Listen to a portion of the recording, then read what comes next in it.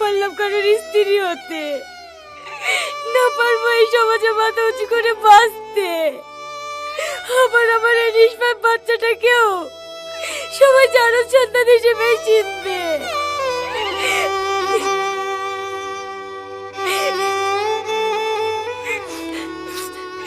ভালো থাকেন, আমার জন্য আপনার সুন্দর জীবনটা নষ্ট করেন না।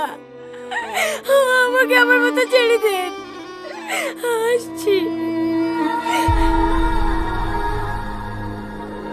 সালমা,